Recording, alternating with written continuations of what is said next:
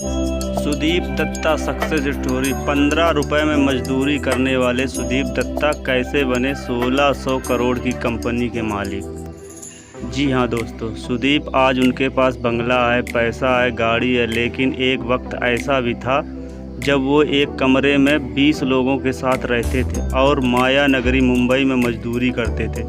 पश्चिम बंगाल के दुर्गापुर से संबंध रखने वाले सुदीप दत्ता के पिता आर्मी में थे। 1971 की जंग में गोलियां लगने के बाद से वो दुर्बल हो गए थे। ऐसी स्थिति में बड़ा भाई परिवार के लिए उम्मीद की किरण था। यह उम्मीद भी तब ख़त्म हुई जब आर्थिक तंगी के चलते परिवार बड़े भाई का इलाज ना करवा सका और उनकी मृत्यु हो गई।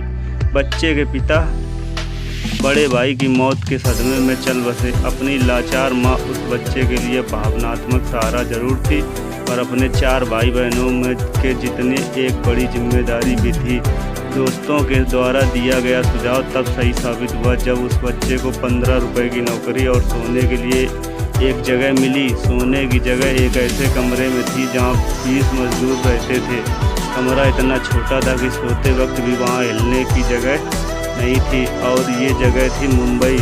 सुदीप दत्ता हर दिन मीरा रोड स्थित अपने घर से जोगेश्वरी स्थित अपनी फैक्ट्री तक और वापस 40 किलोमीटर चलते थे। तकलीफ भरी जिंदगी में एक यही उपलब्धि थी कि इससे बचाया हुआ पैसा वो अपनी मां को बेच पाता। 2 साल की मजदूरी के बाद नया मोड़ तब आया जब नुकसान के चलते उसके मालिकों ने फैक्ट्री बंद करने का निर्णय ले लिया। ऐसी कठिन परिस्थितियों में सुदीप ने नई नौकरी ढूंढने के बजाय फैक्ट्री खुद चलाने का निर्णय लिया।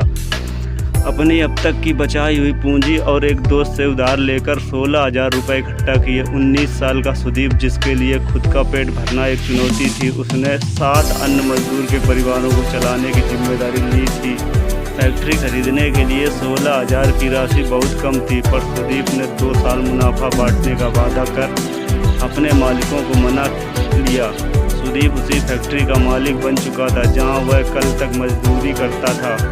एल्यूमीनियम पैकेजिंग इंडस्ट्री उस समय अपने बुरे दौर से गुजर रही थी। जिंदल एल्यूमीनियम जैसी कुछ गिनी चुनी कंपनियां अपने आर्थिक मजबूती के आधार पर मुनाफा कर पा रही थी।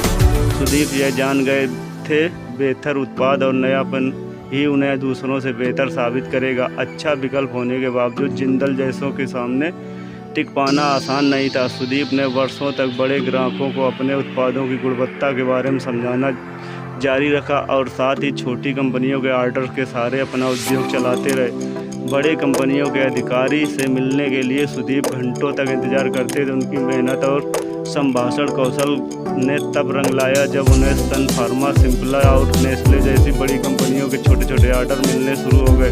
सुदीप ने सफलता का स्वाद चखा ही था, लेकिन उन्हें आने वाली चुनौतियों का अंदेशा नहीं था। उद्योग जगत के वैश्विक दिग्गज अनिल अग्रवाल ने इंडिया फाइल नामक बड़ी कंपनी खरीदकर पैकेजिंग क्षेत्र में कदम रखा।